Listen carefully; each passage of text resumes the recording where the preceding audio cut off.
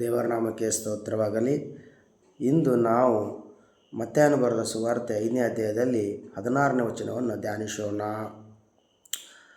ನಿಮ್ಮ ಬೆಳಕು ಜನರ ಮುಂದೆ ಪ್ರಕಾಶಿಸಲಿ ಎಂಬುದಾಗಿ. ಹಲ್ಲೆಲೂಯಾ. ಹೌದು ಪ್ರಿಯರೇ, ನಾವು ಈ ಲೋಕದಲ್ಲಿ ಬೆಳಕಾಗಿದ್ದೇವೆ. ದೇವರು ನಮ್ಮನ್ನು ಈ ಲೋಕದಲ್ಲಿ ಬೆಳಕಾಗಿ ಇಟ್ಟಿದ್ದಾರೆ.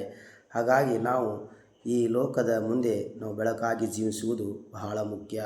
ನಮ್ಮ ಜೀವಿತ ಬೆಳಕಾಗಿ ಮಾರ್ಪಡಬೇಕಾದ್ರೆ ನಾವು ಪ್ರಾರ್ಥನೆ ಜೀವಿತವನ್ನು ನಮ್ಮಲ್ಲಿರಬೇಕಾಗುತ್ತದೆ. ಹಲ್ಲೆಲೂಯಾ.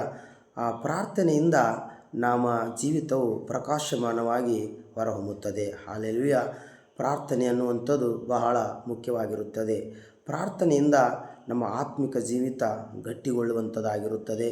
ನಮ್ಮ ಆಧ್ಯಾತ್ಮಿಕ ಜೀವಿತವು ಪೋಷಿಸಲ್ಪಡುತ್ತದೆ. ನಮ್ಮ ಆಧ್ಯಾತ್ಮಿಕ ಜೀವಿತವು ಶೋಧನೆಯಿಂದ ಆ ಒಂದು ಜಯವನ್ನು ಹೊಂದಲು ಸಾಧ್ಯವಾಗುತ್ತದೆ.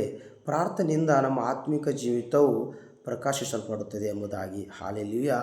ಹಾಗಾಗಿ ನಮ್ಮ ಆತ್ಮಿಕ ಜೀವಿತವು ಒಂದು ಪ್ರಕಾಶಗೊಳ್ಳಬೇಕಾದ್ರೆ ನಾವು ಈ ಲೋಕದಲ್ಲಿ ಬೆಳಕಾಗಿರಬೇಕು. ಈ ಲೋಕದಲ್ಲಿ ಬೆಳಕಾಗಿರಬೇಕಾದ್ರೆ ಪ್ರಾರ್ಥನೆ ಬಹಳ ಮುಖ್ಯವಾಗಿರುತ್ತದೆ ಪ್ರಿಯರೇ. ಹಲ್ಲೆಲೂಯಾ. ಆ ಪ್ರಾರ್ಥನೆಯಿಂದ ಎಲ್ಲವನ್ನು ನಾವು ಜಯಿಸಲು ಸಾಧ್ಯವಾಗಿರುತ್ತದೆ.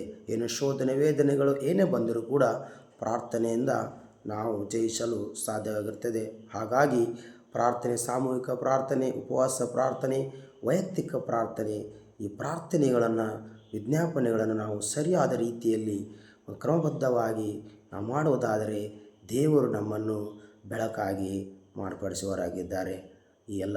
ಈ ವಾಕ್ಯವನ್ನು ಕೇಳುವ ಪ್ರತಿಯೊಬ್ಬರು ನನ್ನ ದೇವರ ಆಶೀರ್ವಾದ ಅವರಿಗೆ ಉಂಟಾಗಲಿ ಎಂಬುದಾಗಿ ನಾನು ಪ್ರಾರ್ಥಿಸ್ತೇನೆ ಮತ್ತು ನಂಬುತ್ತೇನೆ.